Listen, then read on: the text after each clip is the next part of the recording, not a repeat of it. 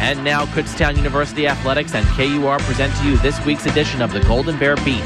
This weekly radio program brings to you an in-depth look at the week in sports around campus, including game highlights, player and coach interviews, and an analysis of recent sporting events. Live on campus, let's send it to our host, Adam Dobrowolski.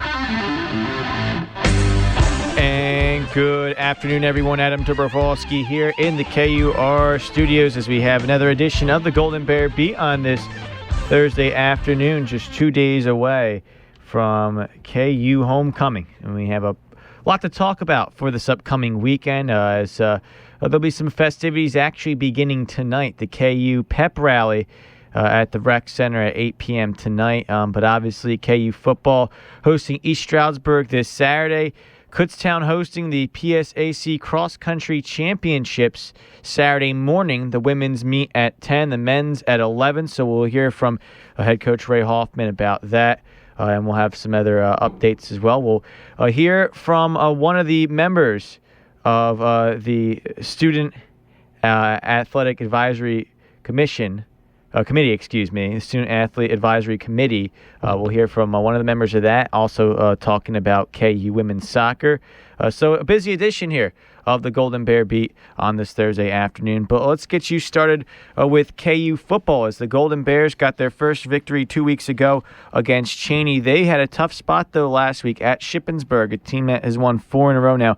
Well, unfortunately, due to some technical difficulties, no highlights. We still get you what happened in the game for the Golden Bears going up against the Shippensburg Red Raiders. This was a game that the Golden Bears started off strong in, especially defensively, against the defending Harlan Hill Trophy winner in Zach Zulli. In fact, in the first quarter, there was no score in the ball game as Kutztown got the ball first, tried to drive it into Shippensburg territory, but fell short at their own 42, had to punt the ball away. But defensively, again, the first quarter was the key. A 3-and-out, forcing Shippensburg to punt on the next Shippensburg drive. Got it just slightly into KU range, but had to punt the ball at the KU 49-yard line. And then on the third drive of the first quarter, Shippensburg had to punt the ball away. Gave Kutztown the ball early in the second quarter, and KU got the ball in the Shippensburg red zone territory. Unfortunately, on a 3rd-and-1, James Waugh trying to get the first down. He was stuffed for a loss of 1. Andrew Deutsch came on.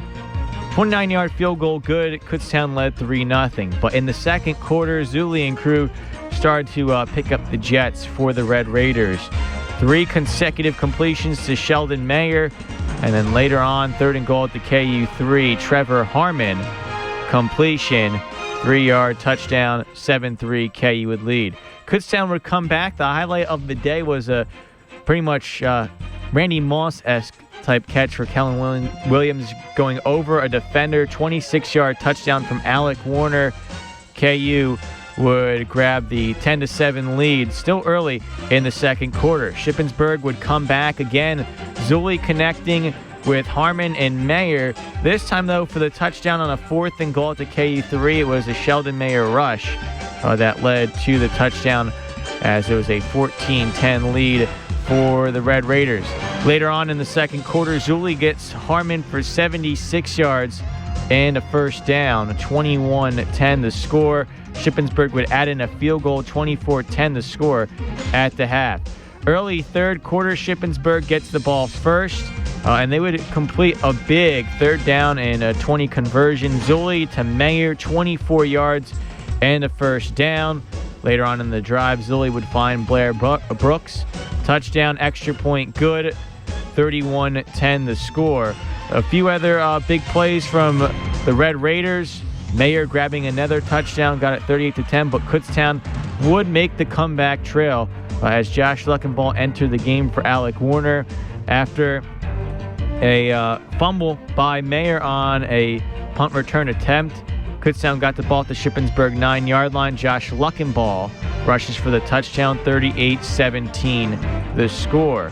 Later on in a 48-17 game after a Blair Brooks 69-yard touchdown run, Kutztown in the fourth quarter would really start to get that comeback rolling. Luckenball on a drive would have in total 10 pass attempts, would complete 7 of them, and finishing it off 4th and 1, rushing for 2 yards to the Shippensburg 34-yard line. 4th and goal at the Shippensburg 4. Luckenball finding Cody Reed. Touchdown and extra point good. 48-24 the score. Within 7 minutes left to go, Luckenball again driving the ball down the field as Kutztown got the ball in Shippensburg territory on a nice Cody Reed punt return. It would finish with Reed getting into the end zone with a touchdown reception from Luckenball. 14 yards, 48-30 the score. Kutztown with a 2-point attempt here has a chance to make it a 2-possession game. Unfortunately, the pass would fail. 48-30 now the score. Kutztown would recover, though, the onside kick, and they would have a chance to get it to a 2-possession game with 5:22 left to go. 1st and 10, Luckenball's pass incomplete. Next play, unfortunately, though, Jake Metz, that key defensive player for Shippensburg, had an up-and-down game, but came through it in the end for Shippensburg, forced a 6-yard sack. Kutztown on a 3rd and 16. Luckenball would rush for 2 yards, and 4th and 14. Luckenball with the pass incomplete to Anthony Kelly. Turnover on downs. Shippensburg will get some window dressing with a touchdown and win 55-30 for the final score. Individually, good game from Josh Luckenball off the bench. 13 of 27 for 124 yards, 2 touchdowns, no interceptions. He also added in 5 rushes for 24 net yards and a touchdown. Defensively, Zach Greenwald, another multi-sack game. In fact, his 3rd consecutive 2-sack game.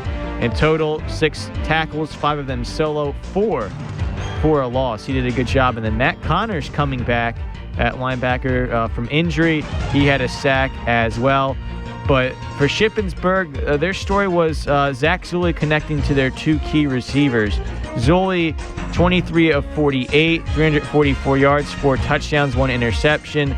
Sheldon Mayer, 11 receptions, 163 yards, and a touchdown. Trevor Harmon, 10 receptions for 166 yards and 2 touchdowns. As we're joined by head coach Drew Fulmer. Coach, this was a game where the team started strong and finished strong. Unfortunately, it just seemed like Zulli, who obviously has that experience, former Harlan Hill winner, him connecting with Mayer and Harmon, they really got in a big offensive groove in the 2nd and 3rd quarters. Oh, no question. They're great players. They're both great players, and we knew that going into it, and we needed to try to find a way to slow them down and contain them a little bit, and they were able to hit some plays, obviously, that were beneficial to them. But I thought our kids played very well overall in terms of we competed all 4 quarters. We just hit a little lull there in the 2nd and 3rd quarters, but we came out strong, and we finished on a positive. So we're hoping to carry that over into this week's matchup. And it was an interesting battle coming into the game because Shippensburg, they started off the season a bit slow, 0-2 start. It seemed like as the season went on and they started to expand the field a little bit more, go a little bit more vertical, a little bit more spread horizontally, passing-wise, that they're able to have more success. What was really the difference, that you were able to do in the 1st quarter to slow them down, and then what they were able to do in the 2nd quarter to kind of counteract that? Well, I think the biggest thing is we were getting after the quarterback. We were putting some pressure on him, and we were stopping the run, and then they were able to obviously hit some plays and attack some of the soft spots. Because every defense, no matter who it is, every coverage has a soft spot somewhere. So they were able to take advantage of some of the soft spots and hit some matchups, and able to make some big plays. Overall, your thoughts on how the offense was able to stick with the game plan? There was a few changes in the game, and there were some times where the team did struggle, but it seemed like they were able to, overall, the second half, have a strong performance offensively. Well, we had some positives and some things that we need to get cleaned up, and there were some things that we took away that are good, and we're hoping to build off here moving forward. But yes, we got some things going. We started hitting on some things there in the 4th quarter. It's just unfortunate that we couldn't get it going a little bit earlier and try to keep that thing a little tighter. Now, I do have to ask, the dynamic with Luckenball coming into the game, is that something that you might be looking at Saturday, and not necessarily if it's a personnel change per se, but is there going to be any chance where depending on what the game happens, that there might be a switch again to Luckenball, or is this something that, just based on how the game was going, you decide to try Josh Luckenball? Well, the biggest thing was just based off how the game was going right then, and Alec was getting hit, a little bit, and we just tried to see if we could get a spark. But it's every week's a little bit different, but it's something that we'll evaluate and make that decision here soon. And obviously Saturday's game, homecoming, as kickoff will be at 1:05, streamed here on KUR against East Stroudsburg. East Stroudsburg also has a big quarterback of their own that had some notoriety last year from a rookie perspective. The PSAC East Division Rookie of the Year, and Matt Soltes. He's a guy that can get the job done through the air, running the ball. Are there any changes in terms of how you attack the quarterback? Is there going to be anyone that's going to try to contain him? Or is your thing just, kind of force him out of the pocket, force him to try and make plays, and on your own side defensively, try to create turnovers that way? Well, the big thing is, again, he's a great quarterback as well, very similar to Zuli from last week, and you're always going to try to pick a couple of things to attack their protection schemes and what they do defensively, and I think our coaches have a great game plan this week going into it, and I think our kids understand it well. He's somebody, I don't think we want to necessarily get him out of the pocket a whole bunch because he is a pretty good athlete as well, and he'll hurt you with his feet. We do need to get after him, though. We need to make sure that he's uncomfortable in the pocket and not let him sit back there all afternoon. Otherwise, he can pick anybody apart. From East Stroudsburg's defense, they return a former player of the year. If you can talk a little bit about some of the key players to look out for from the Warriors defensively. Well, Thompson, definitely. He's a great player. He was the defensive player of the year in the conference last year, and is very capable and somebody that we're going to have to try to limit what he's able to do. Again, I don't think it's something that you're going to be able to stop everything that he does, but we got to limit it. We have to limit the amount of disruptions that he makes in both the run game and the pass game.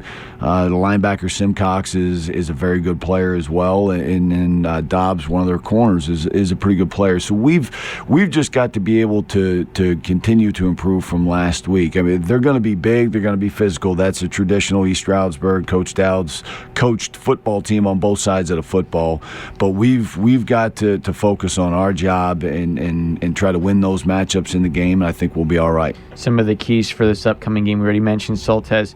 Good touchdown to interception ratio, 21-3, 335 net rushing yards in 7 games. Both of these teams are 1-3 in the East Division. Now, East Stroudsburg did defeat Clarion early in the year, a team that KU lost to by 1, but Clarion did not have the starting quarterback they had against Kutztown, Ben Fiskus, due to injury. But one other factor, something that you don't necessarily add into the game plan, but it's going to be present Saturday with the homecoming crowd, and that's obviously going to be in favor of the Golden Bears. Just talk about, kind of the things you look forward to besides what goes on during the game for a homecoming game day. Well, we're always excited to be playing at home, and any time you can play in front of your own crowd, it's a positive and it's an advantage. And then the homecoming crowd should create some more energy and excitement at the stadium and around campus. So, and we hope and think that our kids will feed off of that throughout the course of the game. And if and when some things start to go the other way, hopefully that enthusiasm will get the momentum back on our side. But again, we are looking forward to Saturday afternoon and having everybody there and going out to compete. Well, thank you once again, Head Coach Drew Fulmer, and best of luck on Saturday. Thank you. Again, kickoff will be at 1:05 this Saturday. There's a lot of festivities going on, including KU Cross Country competing in the PSAC Championships on campus. Coming up after the break here on the Golden Bear Beat, we'll hear from Head Coach Ray Hoffman to talk about the PSAC Championships. Stay tuned on KUR.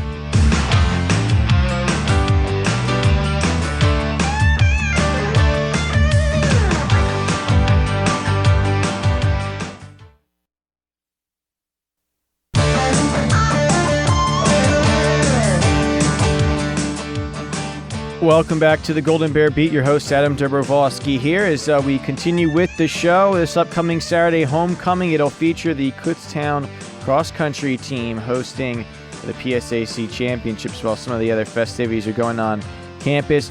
Last weekend for KU, they had some other prep going on at the Lafayette Leopard Invitational. Got a few other runners involved that will be kind of in the second and third pack this upcoming Saturday for the Golden Bears.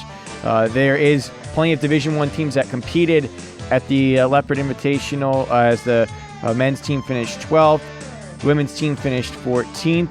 Kutztown did have some runners in the top 100, Brian Taylor and Dom Brass of the men's team and Elizabeth McLaughlin of the women's team, but that was a little bit more of just the overall prep. That wasn't an all-out meet. The Golden Bears were looking necessarily to get winning results from. It was one that they were looking to bolster the depth and kind of get some of the other strengths going for this Golden Bears teams, I should say, moving forward to this upcoming Saturday, as it's the PSAC Championships for cross country. Again, the women's meet will get underway at 10 p.m., the men's meet at 11 p.m., and there's some interesting dynamics for these two teams. The men's team led by Zach Fleming, who could be in the running for a top 10 finish. The women's team has a lot of depth that you can probably have 6 or 8 runners factor in to perhaps get into the top 25. So those were some of the things I asked head coach Ray Hoffman as I sat down with him earlier today to get the skinny and all of the things you need to know about the Kutztown cross-country teams in the PSAC Championships. Coach, obviously now this time of year, it's come by so quick. PSAC Championships coming up this Saturday, as obviously the university has a great chance hosting a tournament here and being familiar with the course. Just overall your confidence with both teams heading into this Saturday? I think right now both teams' fitness levels are at an all-time high. The last 2.5 weeks of workouts went really well where, as an overall team, we've never hit the times that we have hit these 2 weeks in the workouts that we're doing. So the performance level of the team is, definitely at an all-time high right now. How do you think getting the team victory on the women's side 2 weeks ago at DeSales and then having Zach Fleming on the men's side win individually in the same event, but on the men's side, having that happen, the success on both sides, how did that kind of help maybe the team's confidence after some of the earlier races where at the Paul Short run, the heat kind of played a factor? Here's a chance where they just saw on the course that this is where they stand and they have a good chance to compete. Yeah, I mean, having success that they've had, at the sales is always nice going into the conference meet. It gives them a nice little boost. The women were finally getting everyone healthy and everyone on the same page. Had a couple girls not run as well as they possibly can, but overall team performance was great. It showed in the victory, and it definitely gives them a nice little boost going into championships. With the men ran really well. They had a couple of teams out there that were some higher level teams. But we have great leadership. Joe Dias, Jake Austin, Zach Fleming, Alex Watson, all seniors this year, have had some really good success earlier in their careers and are bringing that into the season. And, having a front runner like Zach really helps our chances at the conference meet of an all-time high performance team placing there. So, for both individuals and team-wise, I think going into the conference meet, I think both teams are very confident. They're believing in their fitness and, hopefully everything falls into line on Saturday. Well, we'll break down a little bit here individually and team-wise, looking ahead on the men's side. As you mentioned, the ability for Zach to place very high helps the team in terms of the score. But Zach, overall, where does he stand right now in terms of his stride in the season? Because it seems like getting that victory again at the Cells kind of shows that, he's right now at his peak time. Where does he stand in terms of not just building upon maybe, a top 10 finish or even better this Saturday, but maybe a time that will get him moving forward into regionals? Right. Yeah, I mean, Zach's fitness level right now is definitely at an all-time high. I think it goes back to last spring. He was the first individual not to make the national championships in a steeplechase last outdoor season. So I think it fired him up a little bit and really got him focused on his summer training. He always trained pretty well over the summer, but, he could always do a little bit more. And I think this summer he put all the work he really needed to put in in, and it's showing right now. I still don't think he's even scratched the surface of what he can do, and every week he just looks better and better. He's done some amazing workouts that I haven't seen in the 16 years that I've been here. So his fitness level is definitely there. Right now at this time of the season, it's probably 95% mental and 5% physical. The physical part is all done. So as long as he's confident and, runs the way he should be running on our home course and even next week at regionals, he's going to be one of the top individuals in the field, no doubt about it. And you mentioned the mental aspect. Is he, just by talking to him, is he going to take his approach of kind of just early on seeing the field and then making his move? Is that going to be his approach? Yeah, we'll sit down probably tonight or tomorrow, and we'll have a little bit of a game plan for him and the rest of the team as well. On a course like ours, everyone thinks it's a fast course, but it's actually deceivingly slow. So you got to be a little bit holding the reins back a little bit earlier in the race, and then start working up. But for a guy like him, he can't really let the front runners get away from him. So he's got to put himself in a position where he's maybe with the chase pack, and later on, second half of the race, start making up ground on the leaders and kind of put the work in at that point. Now, who are some of the other guys you plan to have run? Obviously, the veteran experience that you have will certainly help out. Who else will be there, and how might they help to contribute to an overall good support in terms of a team score behind Zach? Yeah, well, we'll have Zach up front, and then, what we usually do is we'll have Jake Austin and Joe Dias kind of lead our first big group of guys through. That would include, Jack Inglis and CJ Bauer, one of our freshmen who's come in and done a great job for us. And then our other senior here, Alex Watson, usually takes our second group of guys, including Andrew Bagali and Dominic Brass, Brian Taylor, Brad Mayer, and gets them rolling a little bit. And each group has their assignments, what they should be doing going through the mile, not getting out too hard, but knowing where they should be in the group, so later on in the race we can roll a little bit more. And that's kind of what we do. We don't like to go out real hard and try to hold on. We like to be a little bit smarter and try to roll the second half of the race and make a real hard run at people the last 1,000 meters. For those who might be newer to Kutztown cross country, who are some of the top competitors on the men's side for this upcoming meet? Other teams here? Yeah, that would be, individually on the men's side, you have Aaron Dinzio from Cal, PA.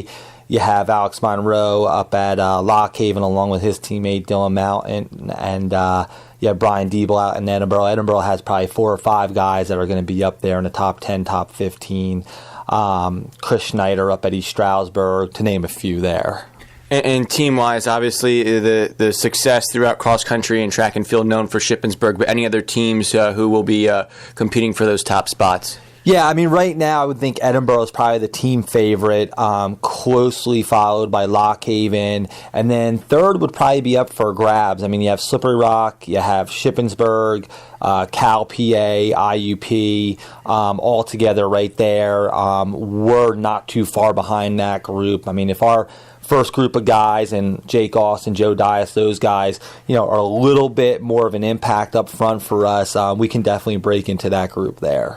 Interesting dynamic when you compare the men's side and the women's side, because men's side obviously has Zach as one of the front runners, right, helps out with the score, but the women's side is so deep that, if I was to name 3 or 4 runners, I wouldn't even be scratching half of what's going to be right there towards the top half of the race. So just talk about the depth of the women's team and how they're all kind of working together, where if it's not necessarily one runner who's consistently ahead, it's 2 or 3 who are right there near the top who can place pretty high. Yeah, this year, the women are doing a great job, and we're going into championships, very, very confident.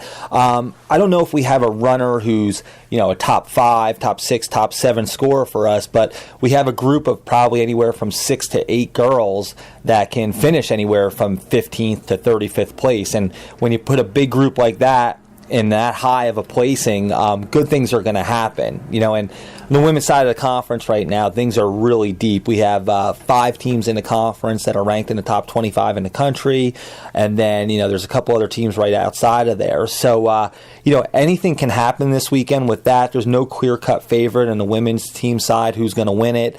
But with us, our pack has been our strength, and we haven't really even had a consistent number one runner. I think we've had 3 different number one runners all year, and some girls sometimes are our number 2 runner, then they're our 6, sometimes our 7 moves up to our number 3. So with having a group that tight, like I said, good things could happen later on for us. Individually, what are some of the things that are standing out in terms of conditioning and fitness for some of the women's runners? Probably the last couple meets that we've had, not including Paul Short, but DeSales, our home meet, it's probably been our best team average score-wise, not score-wise, time-wise over those 2 courses. So that's showing that things are going in the right direction there. The girls are just really confident right now, which is a big part of the race coming up. And I think if they just run with confidence, they're going to be okay. Now, obviously, I don't want to throw any particular names, but I mean, just if you can just say the what leadership, what runners might be kind of the not necessarily leaders of the pack in terms of time, but kind of the leaders of knowing when the pack might need to make the move. Who might be some of the runners to look out for who will kind of help the rest of the pack to make the move? Yeah, usually early in the race, the girl that we like to kind of put up front and get us rolling is Francie McNally. She's a junior for us, and she's done a great job. She really stepped up this year, did some awesome training over the summer, and it's showing right now. We have great senior leadership. Carolyn Fergus is a girl who's very race smart. She's very race savvy, and what she'll do is usually get the group going and get into Francie later on in the race, along with Jamie Daly, Jen Cleary, Jess Huber. We're really senior heavy right now, so with those 4 seniors there, along with Francie and Molly McDonald, our 2 juniors, and Corinne Manella, our 1 sophomore, that group just gets rolling. And, if someone like Carolyn, is faltering a little bit, getting that group, going, usually someone else will step up, just like, last week at DeSales, Corinne Manella and Jamie Daly, got the ball rolling and took the whole group back up to Francie, and that's where we were starting to make a real nice impact. So we're looking for that this weekend here. On this side, are there any regional implications that will be in play for this race?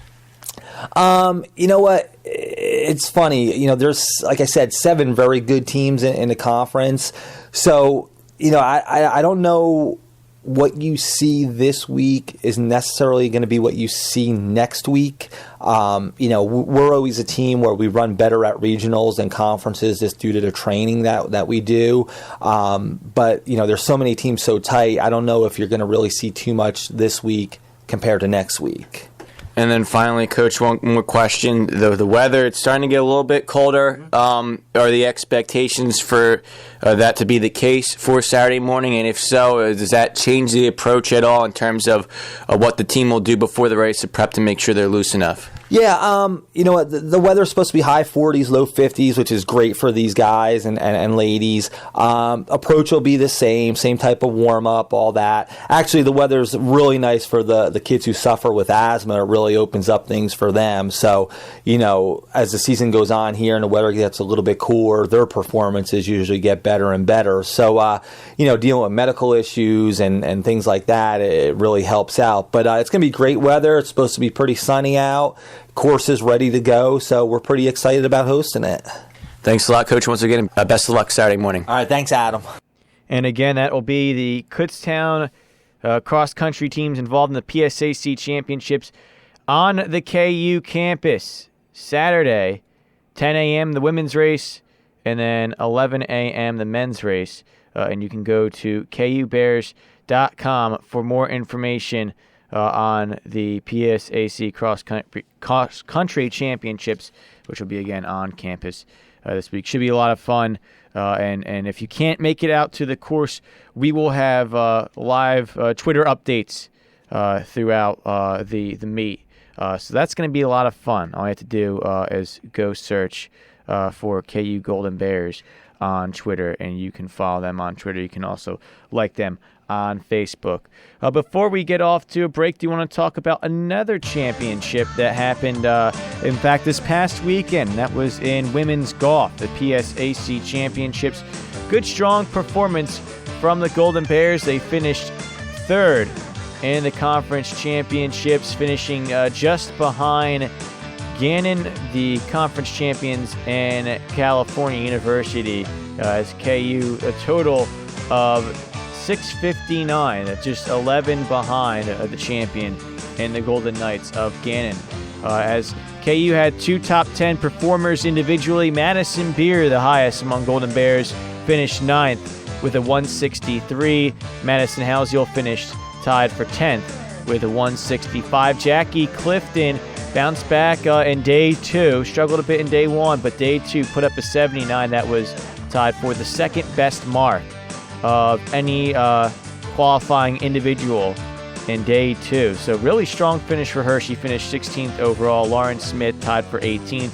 Devon Everett tied for 23rd. So you see the depth that the Golden Bears had in this tournament overall. As their fall season comes to an end, we will definitely hear from them more coming up, though, as the spring season will eventually turn around in the spring semester.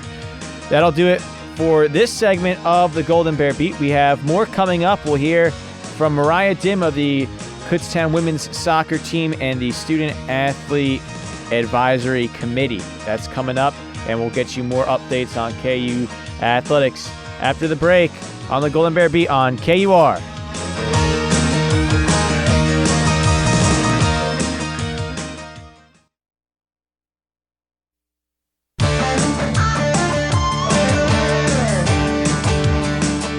Back here again on the Golden Bear Beat, Adam Dobrovolsky taking a look at what's going on in Kutztown University women's soccer. This past weekend, the Golden Bears on Saturday hosted the Cal University Vulcans, a team on a 10-game winning streak, outscoring their opponents 39-2 in the process. This game was a very physical game, and it was a game where KU was able to limit Cal in their shots. Unfortunately, despite allowing only 2 shots in the first half, both shots led to goals for Cal. They were up 2-0 at the half and would win 2-0. Kutztown had their chances in the second half off a corner kick, a Cal team save or a block. It was right around that range for potentially going in the goal on a huge play for the Golden Bears. It was still 2-0. Final 2 minutes, K was able to draw a red card and a penalty kick. Unfortunately, the PK missed. But I talked to head coach Eric Burstein and got his thoughts earlier in the week on the game against Cal. Looking at the Cal game, we were going to approach that game tactically 2 very different ways, and I think we talked about it before the game anyway. We were going to be very defensive, low pressure, kind of absorb a lot of pressure, keep the game close, and then go at them in the second half. Tactically, it was the right decision. We got unfortunate on the first goal, kind of a deflection, and the second goal I thought they earned. But in the second half, once we opened the game up and started to play, I thought we were just as good, if not better, in large segments of the game. We missed a penalty. We had a ball cleared off the line. So I was really pleased with the way we performed against Cal, and I really think the tactics, the kids followed through on them, and it really made a huge difference in terms of the result. Now remember, this is a Cal team that's now on an 11-game winning streak and now ranked 6th in Division II.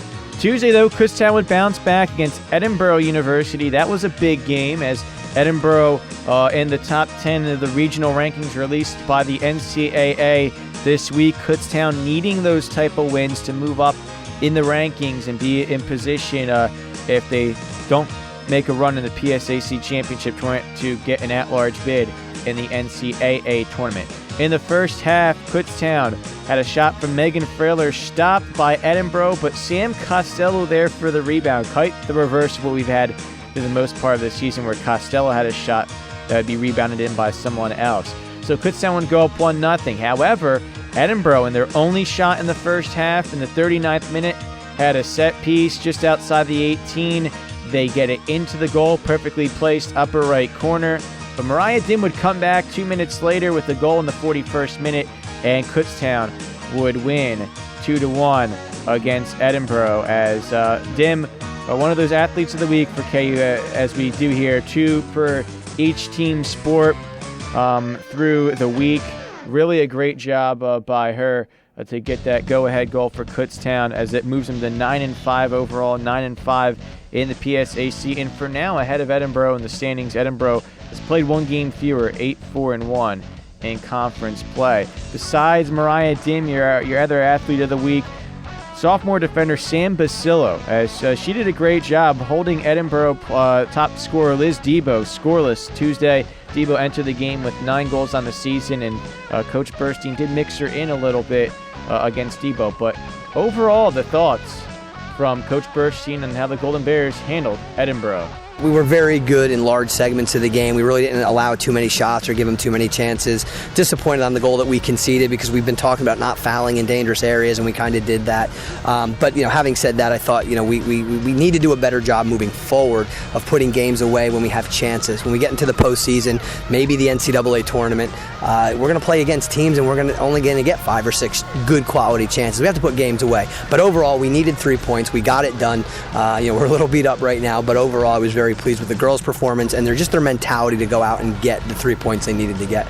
So the Golden Bears again now 9-5 on the season, and they move forward with the chance to get themselves a postseason berth. Probably going to need just maybe 2 or 3 points in their final 2 games, which are at Gannon and against Mercyhurst. We'll talk about that in a bit. But first, earlier in the week, we had our very own from the Golden Bear Network, Imani Ferguson, sit down and talk to Mariah Dim, a junior here for the Golden Bears, but also a member of the Student Athlete Advisory Committee, and talk to her a little bit about that, talk to her a little bit about her career, what's coming up for SAC as they have Main Street cleanup coming up this Sunday, and much more. So without further ado, here's Imani and Mariah. Thanks, Adam. I'm here with Mariah Dim of the women's soccer team.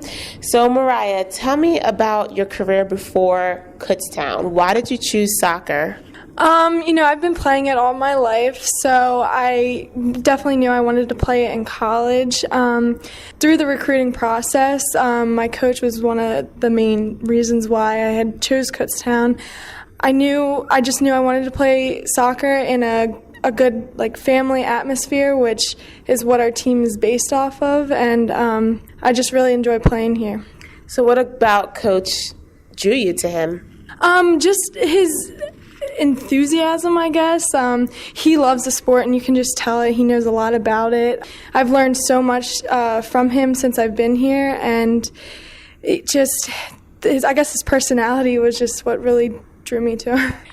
Going off of your career here at Kutztown, I see that you're a business administration major. What caused you to be that? Why do you want to expand in that? Coming in here, I didn't really know what I wanted to do, but I figured I couldn't go wrong with a business administration major. I really enjoyed the management courses that I took, so I chose business management, actually. I've been working at a bank, so my manager there had told me that that's a really good degree to get into, so that drew me to it. Next, who inspires you to play? Do you have an inspirational player? Is it your family? I don't really have a specific player, but mainly my family. They just get me going for games. That's who I play for all the time, and it just gets me excited to play. Here at Kutztown, you just became the new secretary for SAC. Tell me about your responsibilities. Mainly, I just sit at meetings and I take notes at the meetings, what we talk about, and then I write the notes up. But I sit in front of the whole SAC, and we just talk about what we can do to better the SAC program as far as the Make-A-Wish Foundation, and other things to raise money for that. So you're going in on Sunday and you're doing the KU cleanup. So are there a lot of people involved with it? Do you have athletics involved with it, or is it just SAC? It's actually, we had asked that all the athletes ask their teammates to come. It's all of the athletes. I know for soccer, our whole team is planning on going and doing it. So, and then I just know that a couple people from different sports are coming through, and hopefully it turns out well. What do you like most about your team? The thing I like most about it is our chemistry. I just feel like there's no drama ever. We work hard for each other in practices, and we just love each other, I guess. We're like a family, so I like that. Is there anyone on the team who you look up to? I do look up to Sam. Sam Costello. She's one of my best friends here at Kutztown. Ever since I met her, just got along with her so well, and she's just a great soccer player. And every game, she just gets better, and I look up to her a lot, especially as a captain. So you are a junior, and you have one more year to finish strong. This year, though, you guys are looking good heading into postseason. It looks like the odds are in your favor. So how do you expect, being a junior, how do you expect to lead your team into postseason? It's just getting the girls up for games. Like, once our motivation's there to play, we're the best team there, and it's hard to beat us. So just for these last few games, just as long as we get the team motivated to play and everyone's just ready to fight, then we'll definitely perform well. So your next game is against Alderson Brodus at 2 p.m. Monday on the Golden Bear Network. What do you plan? What is your plan of attack? We're just going to go out there and play hard because that's a big game for us in the regional rankings. So it is an important game, even though it's not a PSAC game. So we just got to look at that game as just go out, fight play our hardest, and just get the W. So for you personally, what kind of music gets you pumped up before you play? I like rap music. That gets me pumped up. Who's your favorite rapper? I like to listen to Kendrick Lamar. So how did you learn how to beatbox? Oh my God. My dad's best friend, he is a beatboxer, and he just, ever since, he did it, I thought it was the coolest thing, and I was like, oh my gosh, teach me. So he taught me how to beatbox, and I actually, to get my jersey number my freshman year, had to beatbox and do a little rap in front of the team in order to get my number, so... Okay, Mariah, it was so great talking to you. Thank you so much. Now back to you, Adam. Thank you very much, Imani, and some very interesting things to hear from Mariah Dim, especially with the beatboxing. Great to hear some of the side hobbies for some of the student athletes. To wrap up what we're talking about for KU women's soccer, let's take a look at what's coming up ahead for the Golden Bears as they will have a non-conference matchup this upcoming Monday, as mentioned by Imani, against Alderson Brodus, 2 p.m. on the Golden Bear Network. Next Wednesday will be the key battle on the road at number 24 Gannon, a team that is 8-5-1 overall, 8-4-1 in the PSAC. They'll have a game Saturday, and that will see if Kutztown will still be ahead of the Golden Knights in the standings. Of note, KU did win 2-0 last year at Gannon. Hearing from Coach Burstein, he talked about the week ahead for the Golden Bears.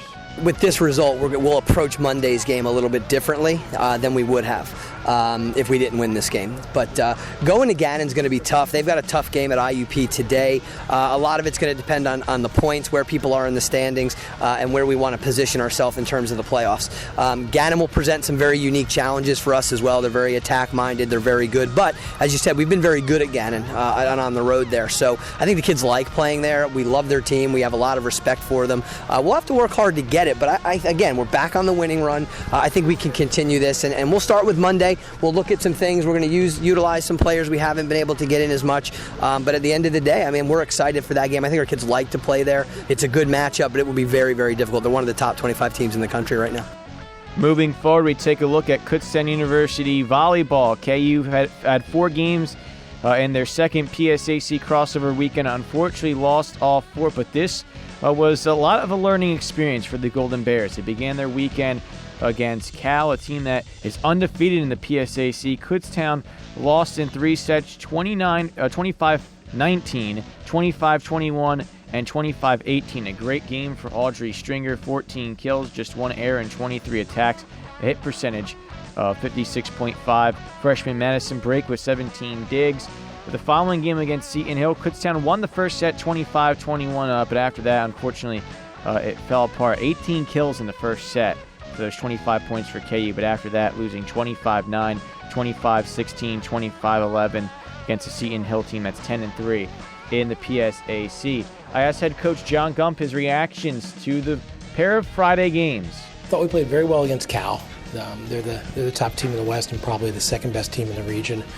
Seton Hill, I thought we played one of our best sets of the season in the first set, and then from there on just really, really struggled. And that was probably one of the more disappointing matches we've had this year because of how well we started, and I thought we really had a chance. It was a match that we had a really good opportunity to win, and then just for whatever reason, the second, third, and fourth sets, we just really struggled.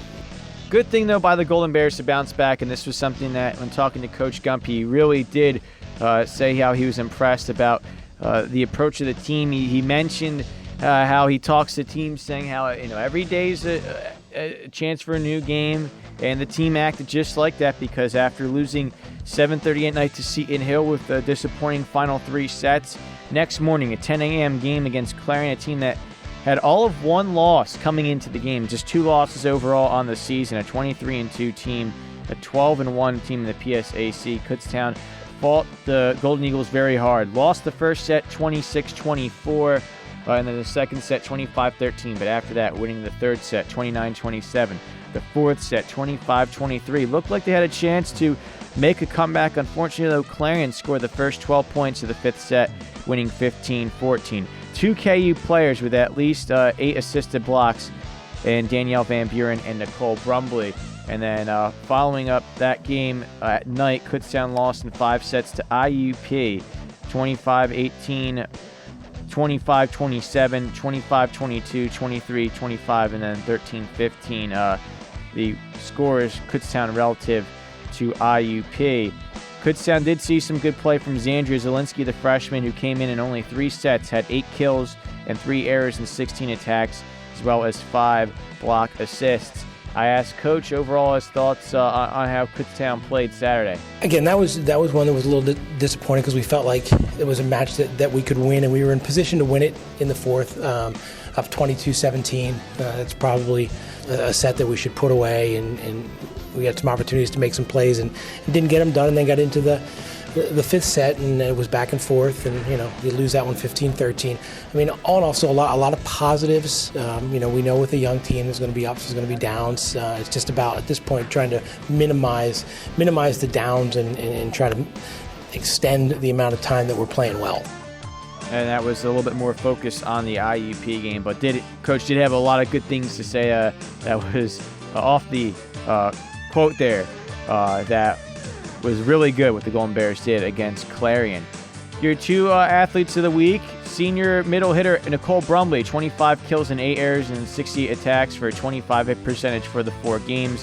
1 solo block, 18 block assists in 13 sets. Also freshman libero Madison Brake, 88 digs in 17 sets, so more than 5 digs per set. Not just Madison Brake, but Morgan McKenzie really especially standing out as of late defensively. I asked Coach his thoughts overall on the youth and the defensive improvements for the team. Well, one of the things with the new kids, they're talented players, but it took some time for them to get adjusted to playing within our system and being disciplined within our defense. And as they've continued to do that, they've continued to play better. One of the nice things is you've got some experienced players on that defense too. A player like Emily Hepler, who's been here for 4 years, provides a great example and can give them a little bit of advice on kind of things that they need to do within the system. And now that they're playing more disciplined and tying that together with their talent, I think our entire team defense has improved. Coming up next for Kutztown, 2 weekend games tomorrow against Westchester. As KU 10-14 overall, 4-9 in the PSAC. That's 5th in the East Division. Westchester 11-12 overall, 3-10 in the PSAC.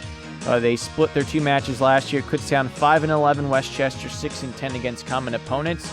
Meanwhile, Saturday against Cheney, a team that is 4-20 overall, 0-15 in the PSAC. The team Kutztown swept last year. Coach talked about really the 2 weekend games, especially what's important for that game against Westchester with East Division positioning at play. Well, Westchester's a big one because they're a team that's behind us in the standings. So it's an opportunity not only to pick up a crucial win, but also move a team behind us, one game further behind us in the standings.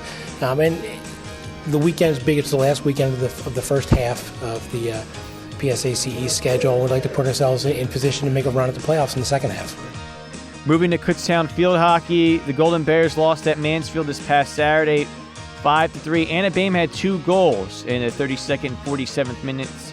Megan Tewald with a 59th minute goal, but unfortunately Mansfield 3 first half goals, scored 2 more in the early second half. Coach Marcy Schuing talked about her reactions to that game at Mansfield. It was probably one of our weaker games of the season. We constantly kept putting ourselves at a disadvantage by letting them continue to score. In the first half, we just sort of broke down. In the second half, we actually came out really strong and played really well. We had our opportunities and we just didn't finish. We closed the gap, and it was a 2-2 second half, but it wasn't enough at that time. And one other thing that kind of factored in to that game, new turf for Mansfield. Kutztown did struggle to adjust at parts of the game because the field was a little bit sticky. That's where the Mansfield experience playing at home in their first season with turf helped to play out a role in that game. Kutztown then lost yesterday at Westchester, the fifth-ranked team in the nation, a team that is 10-4 overall, 5-2 in the PSAC. 4-0. Westchester controlling the game out, shooting KU 21-1. This is a little bit unfortunate for KU because of a Jess Strohacker injury. Jamie Koenig had to move back to midfield. Megan Tewald had to start at right forward. So Koenig gets credit for one of the athletes of the week for having to make that adjustment and doing so with senior leadership. Also Anna Bain, an athlete of the week, for her 2 goals at Mansfield. Coming up for KU, 3 games, first 2 weekend games. Tomorrow on the Golden Bear Network against Limestone, the 7th-ranked team in the nation, a non-conference battle at 4 p.m. And then Saturday on the Golden Bear Network, 7 p.m., a homecoming game against Seton Hill, a team that is 4-10 overall, 1-6 in the PSAC.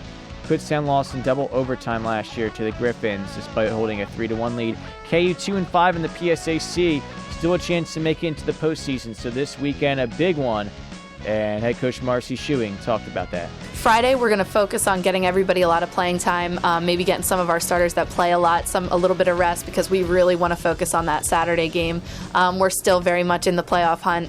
The 6th seed with 4 wins is going to get in, and we're at 2 wins, so if we get 2 of them, we could really legitimately still be in the playoffs.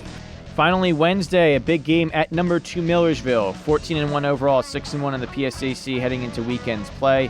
That game on the road at 4 p.m. KU lost 4-3 at home in overtime last year. I asked Coach Schuing what she thinks about that upcoming game against the Marauders. Millersville right now is the number 2 team in the country. They're playing very, very well, no doubt about it. But if we play the way we played against Shippensburg here, or some of our other tough games this year, when we played up at Bloom, we played really well. If we play as tough as we did against those teams, we can play with anybody, including Westchester, including Millersville, any of those teams. We just have to finish on our offensive end.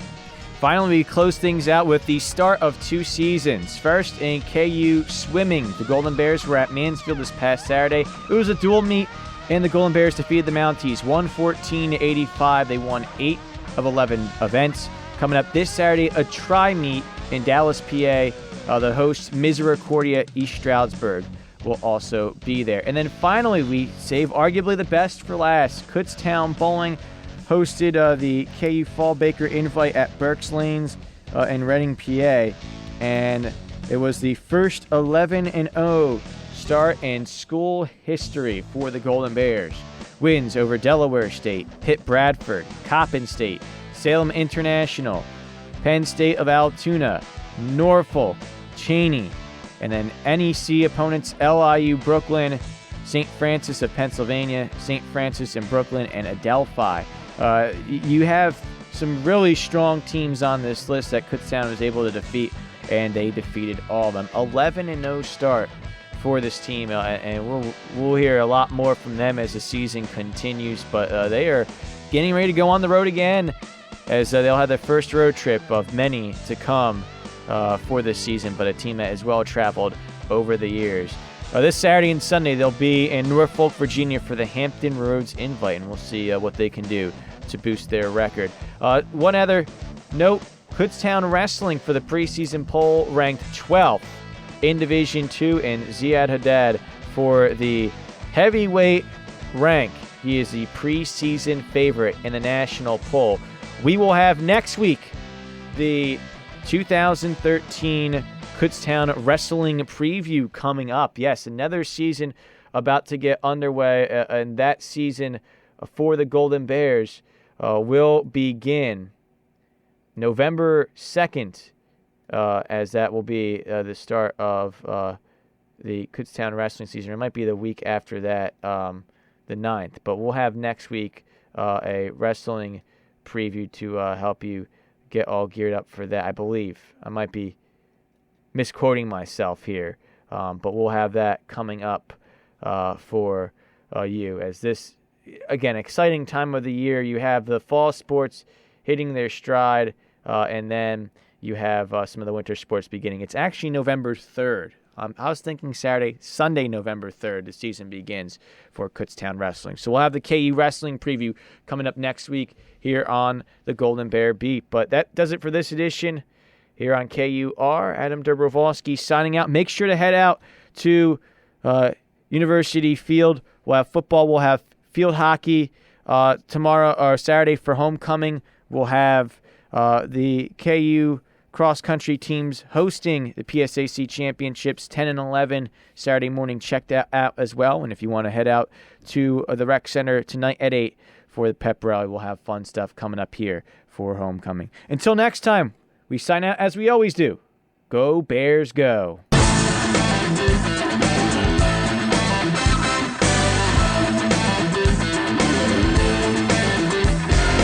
Thank you for listening to this week's edition of the Golden Bear Beat. Make sure to stay updated on everything involving Kutztown University athletics at KUBears.com and tune in for weekly broadcasts every Thursday at noon on KUR.